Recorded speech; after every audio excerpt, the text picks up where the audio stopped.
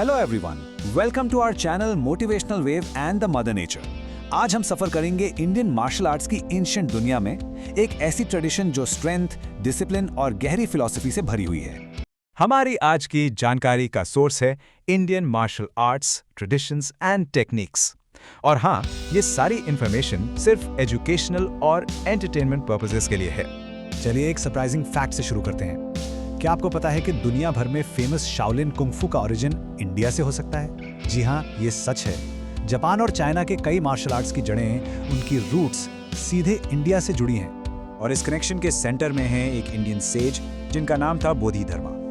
माना जाता है कि 5th या 6th सेंचुरी में वो सदर्न इंडिया से ट्रैवल करके चाइना के शाओलिन मॉनेस्ट्री तक गए। वहाँ उन्होंने मंक्स को शुरुआती इंडियन मार्शल आर्ट्स टेक्निक सिखाई, जिसने आगे चलकर कुंग-फू की नींव रखी। तो आखिर ये आर्ट्स कितनी पुरानी है? ये जानने के लिए हमें इंडिया के प्राचीन ग्रंथों को देखना होगा, जहाँ कॉम्बैट की जड़ें बहुत बहुत गहरी हैं। ये देखिए, महाभारत का एक आइकॉनिक सीन। यहाँ योद्धा भीम और दुर्योधन के बीच एक भयंकर मेज ड्यूल यानी गदा युद्ध हो रहा है। रेसलिंग और इस तरह की एडवांस कॉम्बैट टेक्निक्स इन प्राचीन कहानियों का एक सेंट्रल थीम हुआ करती थी। और ये सिर्फ कहानियां नहीं थी। एंशिएंट इंडिया में मार्शल आर्ट्स को एक प्रॉपर साइंस की तरह ट्रीट किया जाता था। धनुर्वेदा, जो वॉरफेयर और आर्चरी पर एक फाउंडेशनल टेक्स्ट है, उसमें एक योद्धा की ट्रेनिंग से लेकर उनके हथियार बनाने के नियम तक सब कुछ सिस्टमैटिकली बताया गया है। सोचा जाए तो एक प्राचीन योद्धा को सिर्फ एक चीज में नहीं, बल्कि कई डिसिप्लिन्स में एक्सपर्ट होना पड़ता था। धनुर्विद्या यानी आर्चरी से लेकर गजारोहण तक, जो हाथी की पीठ से लड़ने की एक जबरदस्त कला थी। ये एक कंप्लीट पूरा का पूरा कॉम्बैट सिस्टम था। ये एंशिएंट नॉलेज पूरे इंडिया में फैला और अलग अलग रीजन्स में इसके यूनिक फॉर्म्स डेवलप हुए।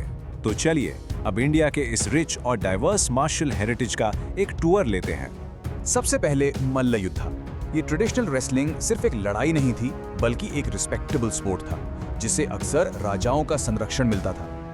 इसके कॉम्प्लेक्स रूल्स और टेक्निक्स मल्ल पुराणा जैसे ग्रंथों में डिटेल में लिखे हुए हैं। यहाँ हम इसके कुछ टूल्स देख सकते हैं। कुश्ती के अलग अलग पोस्चर से लेकर वज्र मुष्टि तक। ये एक खतरनाक नकल डस्टर जैसा हथियार था जो इन मुकाबलों को बेहद डेंजरस बना देता था। और ये सिर्फ टेक्निक की बात नहीं थी, इसके पीछे थी रॉ पावर। गोल था शरीर बला हासिल करना, यानी अपारंपार शारीरिक शक्ति। इसके लिए स्तंभ शर्मा जैसी कठिन ट्रेनिंग की जाती थी, जहां पहलवान इन भारी भरकम लकड़ी के क्लब से एक्सरसाइज करके अपने शरीर को फौलाद बनाते थे। आप देख ही सकते हैं कितनी ताकत लगती होगी। स्टिक फाइटिंग के भी इंडिया में कई पॉपुलर फॉर्म्स हैं। नॉर्थ इंडिया में है लाठी खिला, जिसमें 6 से 8 फुट लंबी स्टिक का इस्तेमाल होता है। वहीं साउथ इंडिया में आपको मिलेगा सिलंबम, जहां 5 फुट के बैम्बू स्टाफ को अटैक करते वक्त तेजी से घुमाया जाता है। दोनों के स्टाइल और टेक्निक में साफ फर्क दिखता है। अब हम चलते हैं पंजाब, जो कि गटका मार्शल आर्ट का घर है। इसमें एक लकड़ी की स्टिक और शील्ड का यूज होता है। सिख गुरुज, खासकर गुरु गोविंद सिंह जी ने इसको बहुत इंकरेज किया। बेसिकली ये जंग में तलवारों के प्रोफेशनल इस्तेमाल के लिए एक इफेक्टिव ट्रेनिंग ग्राउंड था। और ये सभी अलग अलग रास्ते हमें उस कला तक ले जाते हैं जिसे कई लोग दुनिया की सबसे पुरानी और सबसे कंप्लीट मार्शल आर्ट्स में से एक मानते हैं, कलारीपयट्टू। लेकिन एक मार्शल आर्ट को मास्टर करने का असली मतलब क्या होता है? क्या यह सिर्फ लड़ना सीखना है, या इससे भी कुछ ज्यादा गहरा है इसके पीछे? कलारीपयट्टू की ट्रेनिंग एक पवित्र जगह में होती है, जिसे कलारी कहते हैं। यह अक्सर जमीन के नीचे बना एक हॉल होता है। इसके कोने में पुत्तरा होता है, एक 7 सीढ़ियों वाला प्रेयर एरिया, जो हर स्टूडेंट को याद दिलाता है कि इस कला में स्पिरिचुअलिटी और कॉम्बैट एक हो जाते हैं। इसकी ट्रेनिंग बहुत सिस्टमैटिक है, जो 5 अलग अलग स्टेजेस में बटी हुई है। ये बॉडी फिटनेस से शुरू होती है, फिर वुडन वेपन्स और उसके बाद तलवार और खंजर जैसे खतरनाक मेटल वेपन्स तक पहुंचती है। सिर्फ वही स्टूडेंट आगे बढ़ सकता है जिसने अपना ट्रस्ट और स्किल साबित किया हो। 4th stage bear hand combat, और शायद सबसे जरूरी आखिरी स्टेज है हीलिंग, यानी इलाज करना। इस हीलिंग स्टेज में स्टूडेंट्स मर्मा की प्राचीन साइंस सीखते हैं, यानी शरीर के वाइटल पॉइंट्स का ज्ञान। एक कलारीपयट्टू मास्टर जानता है कि दुश्मन को हराने के लिए इन पॉइंट्स पर कैसे वार करना है, पर वो ये भी जानता है कि उसी ज्ञान से चोट को ठीक कैसे करना है।